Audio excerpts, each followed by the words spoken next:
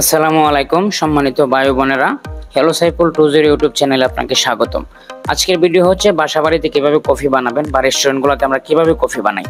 তো আমরা 2 cup coffee বানানোর জন্য আজকে আমরা একটি ব্লেন্ডার অবশ্যই ধুয়ে নিয়েছি, আপনারা ধুয়ে নেবেন। তারপরে 2 কাপ কফির জন্য আমরা 2 চামচ চিনি ইউজ করছি। এটাতে 2 চামচ চিনি এর মধ্যে আমরা ইউজ করছি, আপনারা দেখতে পাচ্ছেন। তো এখন আমরা যেটা দেব সেটা হচ্ছে কফি পাউডার, 2 চামচ কফি পাউডার। দুইটা কফির জন্য 2 চামচ চিনি ইউজ করা হয়েছে, এখন 2 চামচ কফি পাউডার আমরা ইউজ করছি, আপনারা দেখতে পাচ্ছেন। তো এরই মধ্যে আমরা আবার হেড করে দেব 10 টাকা দামের 2 প্যাকেট দুধ। যেহেতু আমাদের কফি 2টা, তাই 10 টাকা দামের 2টা দুধ আমরা ইউজ করছি। তারপরে আমরা এখানে যে সিক্রেট একটা বিষয়, সেটা হলো আপনারা যেই কাপে কফিটা নেবেন বা যেই গ্লাসে কফিটা নেবেন, ওই 2 কাপ পরিমাণ আপনারা গরম পানি করে নেবেন। গরম যদি প্লাস থাকে প্লাসে গরম করে নেবেন, আর যাদের বাসায় প্লাস নাই আপনারা পাতিলেও পানি গরম করে নিতে পারেন।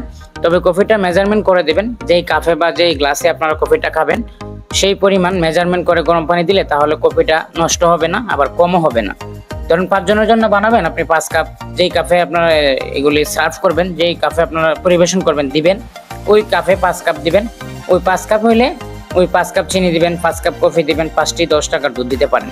তো আমাদের কফি কিন্তু এরই মধ্যে রেডি, এবং এটা কিন্তু আমরা খুবই স্পেশালভাবেই করা হয়েছে। এটা কোনো নর্মালভাবে আমরা তৈরি করছি যে বিষয়টা এরকম না, কারণ এটা আমরা কাস্টমারদের জন্য কিন্তু এটা তৈরি করা হয়েছে, আমাদের খাবার জন্য না। তো কাস্টমারদেরকে তো রেস্টুরেন্টগুলোতে সর্বোচ্চ প্রাধান্য দেওয়া হয়, কারণ প্রত্যেকটা রেস্টুরেন্ট মালিক চায় একদিন যে জিনিসটা খাইছে সেজন্য আবার দ্বিতীয়বার আসে, মানে ফিডব্যাক বা রিপিট কাস্টমার যাকে বলা হয়।